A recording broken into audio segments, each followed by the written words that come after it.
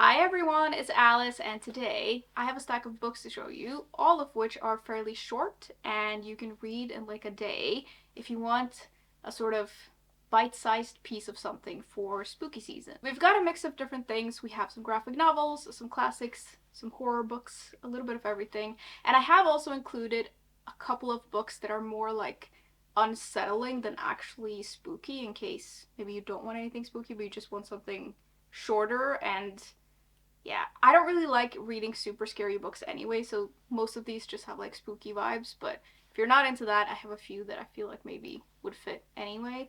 And I feel like you can read all of these in a pretty short amount of time. Maybe some of them it's pushing it a little bit to say a day, but for the most part they are quite short. And sometimes I feel like you just want something, I almost said short and sweet, but that's not really what we're going for here. But you know what I mean. First, we have one of my favorite spooky books. It's a graphic novel, actually, and I love recommending it this time of year. It's Through the Woods by Emily Carroll. You don't have to read this whole thing in a day or all in one go. It actually contains 5 short stories if you want to like split them up. And all of these stories are beautifully illustrated and sometimes slightly creepily illustrated in a way. And these stories are like a little creepy, but I feel like the art really adds a lot of atmosphere to it and a lot to these stories, and it's really what makes like the whole book. I'd say these stories are like relatively manageable, more like creepy and unsettling than outright scary, except maybe one of them.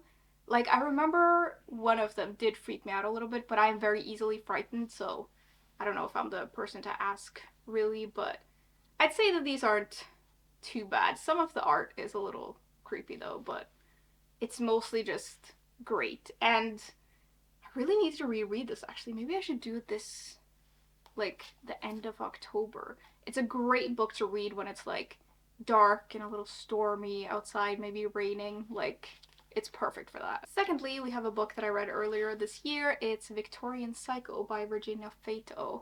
And this one is set in Victorian times, and the main character that we're following is taking up a position at Ensor House as a governess. And she is ready to play the perfect role and sort of stifle and suppress her compulsions and her inner darkness. And that works for a little while until it doesn't, and then things get a little bit out of hand. And by a little bit, I mean they go completely off the rails. This is actually set towards the end of the year, so you can read it then as well, but I do feel like it is perfect for the season because it has this amazing gothic feel to it. The main character that we're following is quite interesting, and she's quite something, and she's not very likable. And I do think that this is one of those books that is probably not for everyone. It's the kind of book where like the atmosphere and the vibes are almost like the whole point of it, but I really enjoyed it. It has this amazing feel to it, and it was quite short. It gets really unhinged towards the end, which I enjoyed. And yeah, I have thought about this book a few times since I finished it, and it's very interesting. Then we have this tiny little classic. It's The Telltale Heart by Edgar Allan Poe, and no one does gothic stories quite like Poe, and this is one of my favorites by him. I've actually read all of his works. I read all of them back in the day in my teens when I was in a more melodramatic phase in my life, I would say, and I remember thinking, well, I don't know if I really thought it, but I know now that I thought that reading Poe would make me very deep. And I don't think it did, but I did end up loving his stories. This one is a very short psychological thriller about a man who has committed a murder and whose guilt is consuming him, and this guilt manifests itself in some very interesting ways. Now, even though this is like the tiniest thing, it actually contains 3 stories. It has The Telltale Heart, The Fall of the House of Usher, and The Cask of Amontillado. I don't quite know how to pronounce that. And The Telltale Heart is actually just 9 pages, so it's very, very short. But yeah, you can read this very quickly, and it's fantastic. Another classic that's great to read is Dr. Jekyll and Mr. Hyde by Robert Louis Stevenson, and this explores the duality of humans and their psyche, and it's all about this very respectable doctor named Dr. Jekyll, who keeps having these strange occurrences with a very mysterious man named Mr. Hyde. This is a classic gothic story. It's really good and the vibes are just great. And this is also one of those where this edition actually has 2 stories, and Dr. Jekyll and Mr. Hyde is actually just 75 pages. It's like this long. And then there's the second story, which to be honest I don't remember. I think I read it. But I really should reread this as well. And it's one of those books where I feel like even if you kind of know what it's about, it's still very interesting to read, and it's actually quite fast paced. And I always enjoy reading these kinds of books because even though they don't always end up being my favorites, it sort of unlocks your understanding of a lot of references, which I really enjoy. And yeah, it's a little weird, but it's very good. Then we have a more modern horror book. It's You Should Have Left by Daniel Kehlmann. And this is a novella about this writer who takes his family to this house in the German mountains. And they're gonna spend a week there, and we are reading his diary entries. And through reading these entries, it becomes clear that something is really off about this house, like something is wrong with it. But it's also the kind of situation where you can't really tell if it's the house or this guy just absolutely losing it. I know not everyone likes this one, but I think it's a great, unsettling little read. It's more like creepy than outright scary, which I really like because I don't like getting too scared, and I just think it's a really interesting little novella. I do also know that there is a movie adaptation of this, but I haven't seen it because I don't watch horror movies, but I feel like maybe this would be manageable, but I don't know. I get really freaked out at watching horror, so I'll stick to reading it, I think. Next, we have Thornhedge by T. Kingfisher, and this one follows a main character whose name is Toadling, and she was stolen at birth by the fairies, and she spent her whole life in fairyland, and she's actually been quite happy there, but then one day the fairies send her on this mission, and because nothing is quite as it seems with fairies ever, she ends up living outside of this tower, which has a princess in it, and the tower is surrounded by all of these thorns, and she's just spending her days there alone until one day a knight comes along and he is determined to get into the tower. You know I love this author. I'll read anything by her, and I really enjoyed this one. I really liked following the main character, and I just loved the vibes of this book. It has like very much dark fairy tale vibes. It's also a fairy tale retelling, and I just really enjoyed it. It was very quick, and there was a part of me that kind of wanted it to be longer, but that's just because what I read I liked so much that I wish that there was more of it. Then we have another one where you can read a story here and there if you want to, and this one is perfect for spooky season. It's Ghostly Tales, Spine-Chilling Stories from the Victorian Age, and the title of this really explains all of it. It contains, I think, 7 stories, and we have authors like Elizabeth Gaskell, Charles Dickens, Robert Louis Stevenson, Arthur Conan Doyle, and you can sort of just pick one and read it, or you can read all of them. I read this whole book and I really enjoyed it, and even though it's not fully illustrated, it does have these illustrations in the beginnings of each story, which I really like, and I just really enjoyed this one. I feel like the vibes are very much like old haunted mansions and like creaking floors and candles mysteriously blowing out. Like, it's very atmospheric. Another illustrated one we have is The Sister Who Ate Her Brothers and Other Gruesome Tales by Jen Campbell, and this one again has several stories in it, and all of these are fairy tale retellings actually, and they've been reworked so that they're closer to their like dark origins, but they're also more inclusive, which I actually really like. And it's illustrated, which I really enjoy.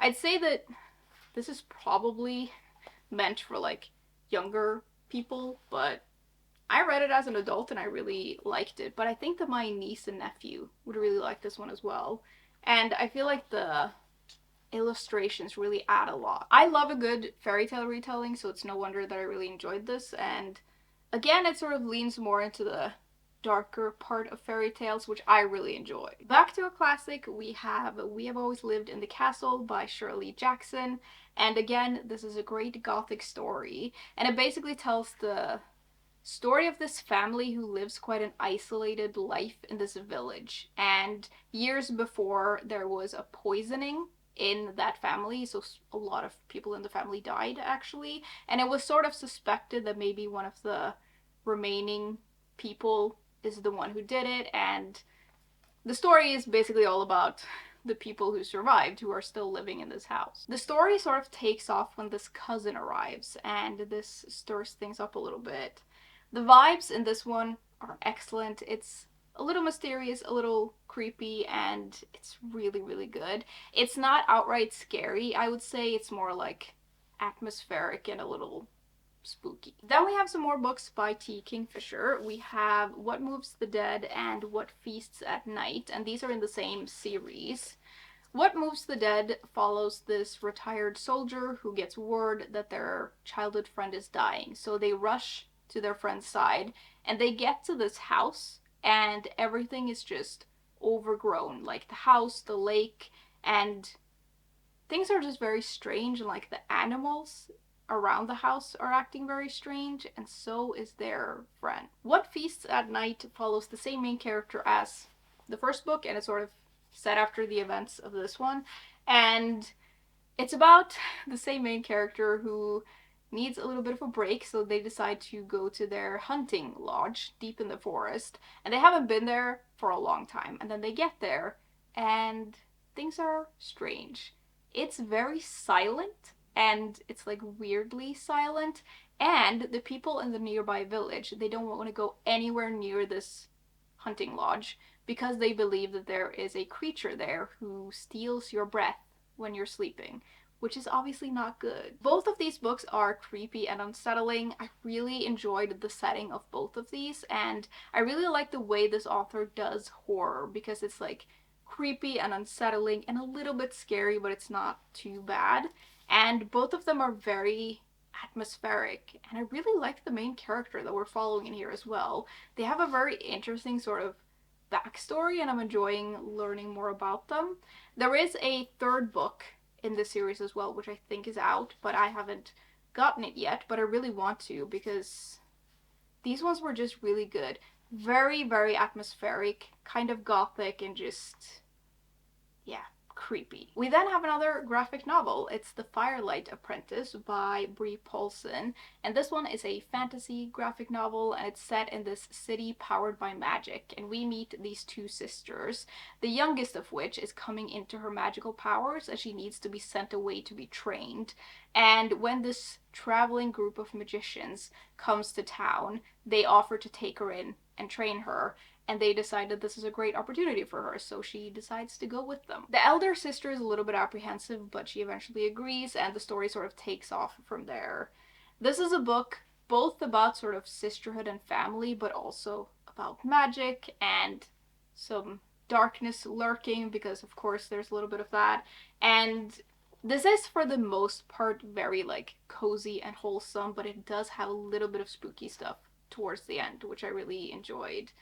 I really like this author and illustrator's works. I just think it's lovely. I really like the way that the characters are drawn. I love the color palette, and just, yeah, it feels very magical and cozy, and yeah, just very sweet and lovely, and a little bit sad, I guess. I do also have to mention that this author also wrote and illustrated the Garlic books, which are some of my favorite graphic novels. I mention them all the time, especially this time of year, like I can't stop mentioning them. And I just wanted to say it. Those books are not particularly spooky though, they're more like just straight up cozy, although there is a vampire in both of them, so there's that. The last two that I have are more short than spooky. They're actually only short and not spooky at all, so they don't really fit into this video, to be honest. But I just wanted to include them in case you just want a short book and you don't actually want something spooky, which doesn't really make a lot of sense, but I'm just gonna mention them anyway because they are great books. This one is one of my favorite books ever. This is I Who Have Never Known Men by Jacqueline Harpman, and this is definitely unsettling, and it's a little weird if you're into that, and You can read this any time of year, and you really should, because this is amazing. The story is about this female main character who lives in a cage with 39 other women, and they are constantly watched over by these men, guards, who never speak to them. And the main character doesn't remember anything from life before, but she's also the youngest person in the cage. And the women, like, none of them know why they're there. And the story is about them, but also what happens when this alarm goes off one day and this changes everything. I love this book. I think about it all the time, and it is definitely like, it has something creepy to it. It has like a vibe to it. I will say, if you're the kind of reader who wants answers to everything, this isn't the one, but I loved it. Lastly, we have The Little Snake by A.L. Kennedy, and this one is about this girl who we meet in the beginning of the book, and she becomes friends with this golden snake. And the story sort of, it's about our main character who grows up and she's going through a lot in her life. War arrives, she leaves home, and she falls in love, and this golden snake sort of follows her through all of it. This isn't really spooky or all that unsettling or anything like that, although I guess in part it's about the hardships of life, which can be a little bit scary, and I guess if you're scared of snakes, it might freak you out. That was the last book in my stack for today, though. Now, I would love to know if you have any recommendations for short, spooky books. I would love to hear about it, because I do quite like spooky books and, like, horror in small amounts, or, like, when it's a little bit shorter, I usually enjoy it a little bit more. So if anyone can think of any recommendations, I would love to hear about it. That was kind of it for today, though. As always, thank you very much for hanging out with me today, and I will see you soon. Bye!